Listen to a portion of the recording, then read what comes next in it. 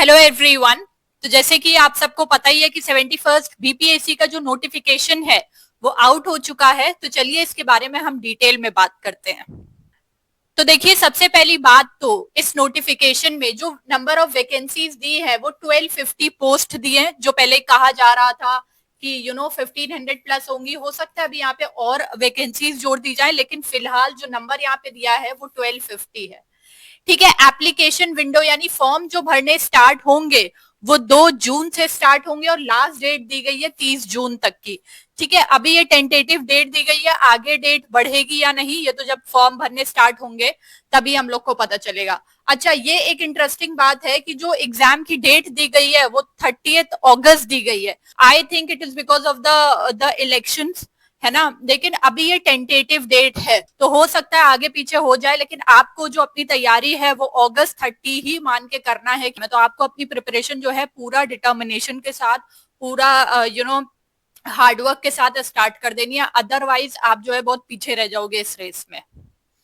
तो अगर आप 71st बीपीएससी या फिर यूपीपीएससी के लिए प्रिपेयर कर रहे हैं तो आपके लिए गुड न्यूज है, और वो गुड न्यूज ये है कि इस प्रतिज्ञा दिवस के मौके पर पीडब्ल्यू बीपीएससी वाला के बैचेस पर आपको दे रहा है 79% का ऑफ, और यूपीपीएससी वाला के बैचेस पर आपको दे रहा है 92% का ऑफ। तो अगर आप बीपीएससी के लिए या फिर यूपीपीएससी के लिए प्रिपेयर कर रहे हैं so you can definitely check out these batches. BPSC से रिलेटेड बैचेस के बारे में अगर हम बात करें तो यहाँ पर आपको सक्षम बैच, प्रथम बैच एक्सेट्रा मिल जाएंगे। इन बैचेस में आपको क्या क्या मिलेगा, यहाँ पर आपको live classes, recorded classes, PDF notes, daily mains answer writing practice, PYQ analysis etcetera मिल जाएगा।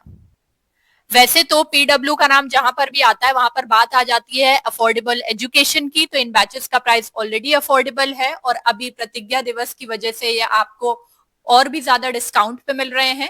लेकिन फिर भी अगर आपको ये ज्यादा लगे तो आप मेरा कोड यूज कर सकते हैं विच इज BRK10, और इसके बाद आपको इन बैचेस पे और भी एक्स्ट्रा डिस्काउंट मिल जाएगा। और याद रहे कि मेरा ये जो कोड है वो आप अदर स्टेट पीएससी के लिए भी यूज कर सकते हैं, जैसे MPPSC, OPSC etcetera, for more discounts. So all the links and details are given in the description box. Do not forget to check out these batches. ठीक है। इसके अलावा अगर हम लोग देखें तो भैया कौन कौन सी पोस्ट की कितनी कितनी वैकेंसी है, तो देखो ब्लॉक कोऑपरेटिव ऑफिसर की 502 वैकेंसीज है, बहुत ज्यादा है।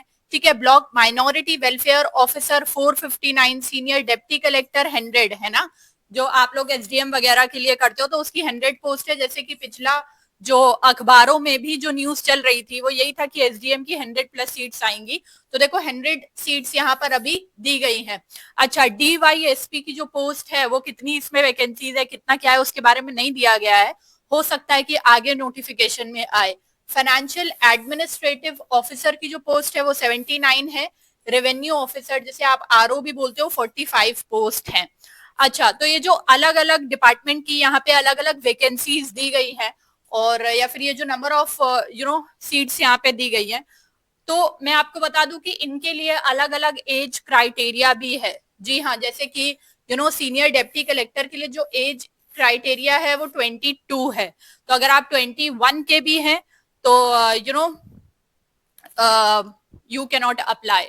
तो 22 है। ज्यादातर पुलिस से रिलेटेड जो वैकेंसीज है उनके लिए एज क्राइटेरिया जो है 21 है। तो आप जब भी फॉर्म भरेंगे so you should keep this thing in mind.